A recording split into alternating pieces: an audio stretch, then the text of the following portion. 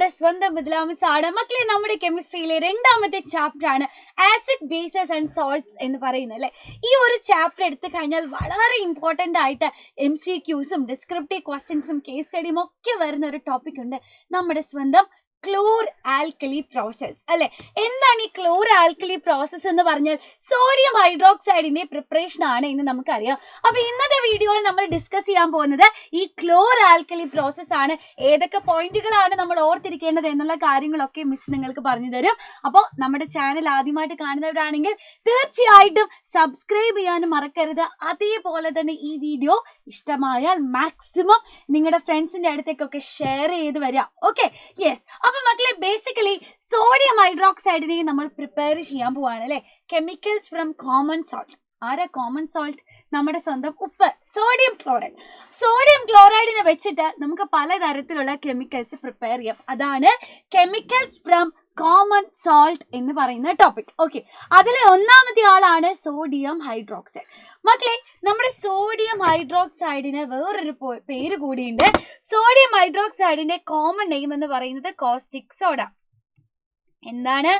Caustic soda എന്ന് വിളിക്കാം. ശരി, ഈ കോസ്റ്റിക് സോഡയുടെ പ്രിപ്പറേഷൻ ആണ് നമ്മൾ നോക്കാൻ പോകുന്നത്. ഇനി ഇതിന്റെ കെമിക്കൽ ഫോർമുല എന്താ? NaOH. ഓക്കെ, ശരി. അങ്ങനെയാണെങ്കിൽ let's get back to our chlor alkali process. അതിന് വേണ്ടിയിട്ട് നമുക്ക് വേണ്ട ഏറ്റവും പ്രധാനപ്പെട്ട ഒരാളുണ്ട്. ഓക്കെ, ആരിൽ നിന്നാണ് പ്രിപ്പയർ ചെയ്യുന്നത്? NaCl, സോഡിയം ക്ലോറൈഡിൽ നിന്നാണ് അല്ലേ.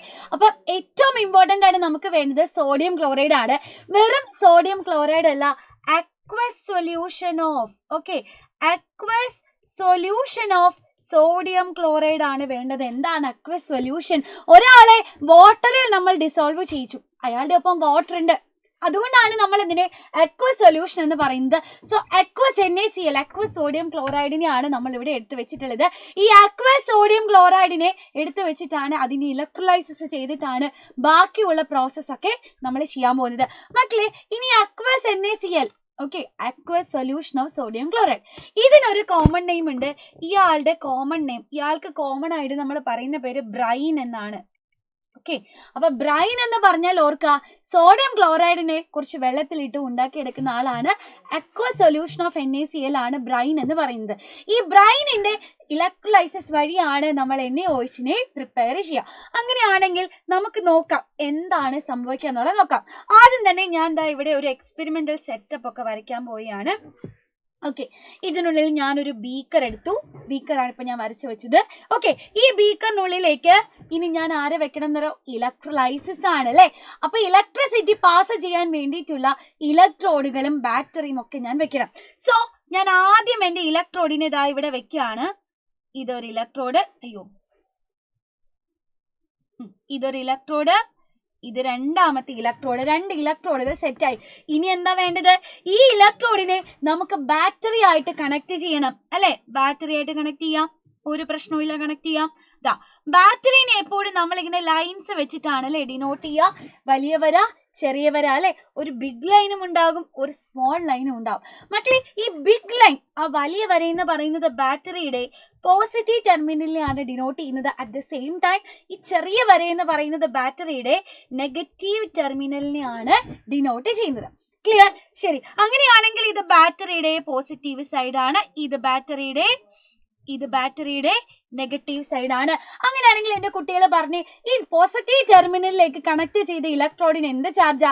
ബാറ്ററിയുടെ പോസിറ്റീവ് സൈഡിലേക്ക് കണക്ട് ചെയ്ത ഇലക്ട്രോഡിന് എപ്പോഴും പോസിറ്റീവ് ചാർജ് ആയിരിക്കും അല്ലെ.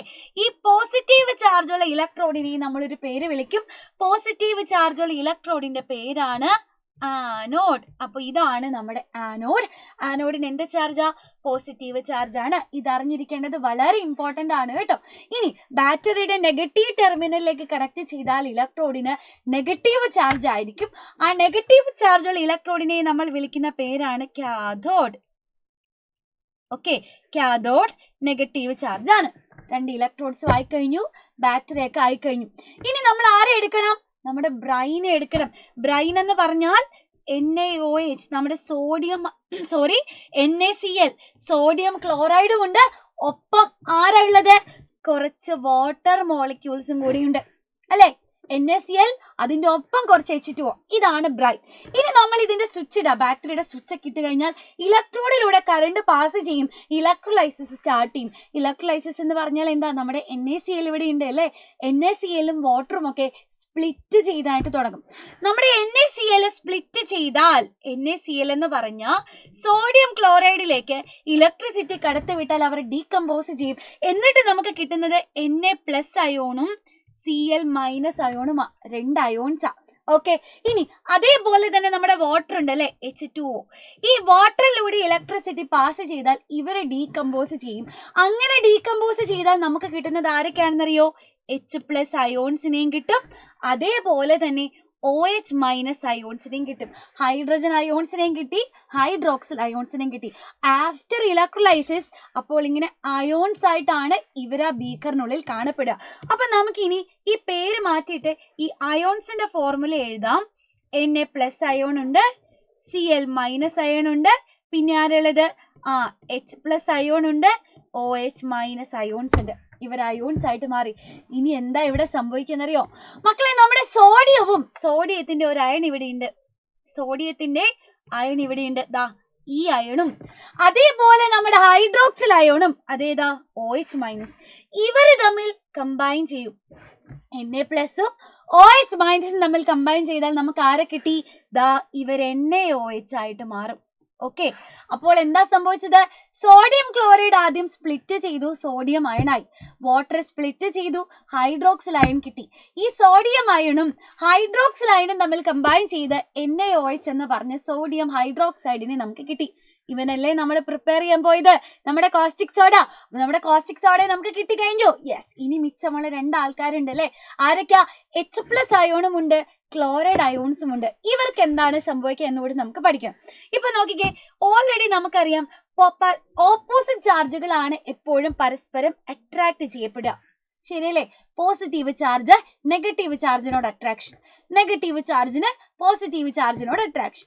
അങ്ങനെയാണെങ്കിൽ ദാ ഇവിടെ ആരാ ഇരിക്കുന്നത്, ഇവിടെ നമ്മുടെ ഹൈഡ്രജൻ അയോൺ എന്ത് ചാർജാ, പോസിറ്റീവ് ചാർജാ. അപ്പൊ പോസിറ്റീവ് ചാർജിന് എങ്ങോട്ടേക്ക് അട്രാക്ഷൻ വരിക, നെഗറ്റീവ് ചാർജ്. അപ്പൊ നമ്മുടെ പോസിറ്റീവ് ചാർജുള്ള ഹൈഡ്രജൻ അയോൺ മക്കളെ നെഗറ്റീവ് ചാർജുള്ള ഇലക്ട്രോഡിന്റെ അടുത്തേക്ക് പോകും. അതാരാ നെഗറ്റീവ് ചാർജുള്ള ഇലക്ട്രോഡ്, കാഥോഡ്. അപ്പൊ നമ്മുടെ ഹൈഡ്രജൻ അയോൺ നേരെ കാഥോഡിലേക്ക് പോകും. കാഥോഡിലേക്ക് പോയിട്ട് അവിടെ ഹൈഡ്രജൻ ഗ്യാസ് ആയിട്ട് റിലീസ് ചെയ്യപ്പെടും. ഓക്കെ ആണോ? അപ്പൊ കാഥോഡിൽ ആരെ കിട്ടി, ഹൈഡ്രജൻ ഗ്യാസിനെ കിട്ടി. ഇനിയുള്ളത് ആരാ, ഇവിടെ ഒരു ക്ലോറൈഡ് അയൺ ഉണ്ട്, Cl-.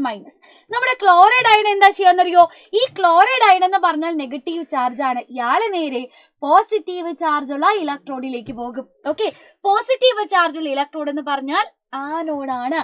അങ്ങനെ ആനോഡിൽ പോയിട്ട് ഈ ക്ലോറൈഡ് അയോൺ അവിടെ ക്ലോറിൻ ഗ്യാസ് ആയിട്ട് റിലീസ് ചെയ്യപ്പെടും.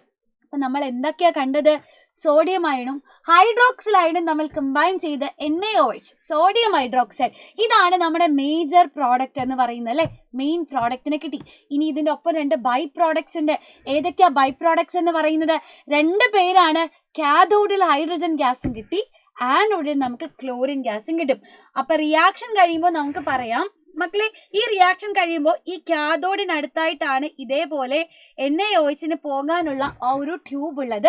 സോ നമ്മൾ പറയും NaOH അഥവാ സോഡിയം ഹൈഡ്രോക്സൈഡിനെ കിട്ടിയത് എവിടെയാണെന്നറിയോ, നിയർ കാഥോഡ്. കാഥോഡിന്റെ അടുത്തായിട്ടുള്ള ട്യൂബിലൂടെ റിമൂവ് ചെയ്യുന്നു, അതാണ് ഉദ്ദേശിച്ചത്. ഇനി നമുക്ക് ഹൈഡ്രജൻ ഗ്യാസിനെ എവിടെയാ കിട്ടുക, ഹൈഡ്രജൻ ഗ്യാസിനെ നമുക്ക് കാഥോഡിൽ കിട്ടുന്നു. ഇനി ക്ലോറിൻ ഗ്യാസിനെ നമുക്ക് ആനോഡിൽ കിട്ടുന്നു. ഇതാണ് ബേസിക്കലി നമ്മുടെ ക്ലോർ ആൽക്കലി പ്രോസസ് എന്ന് പറയുന്നത്.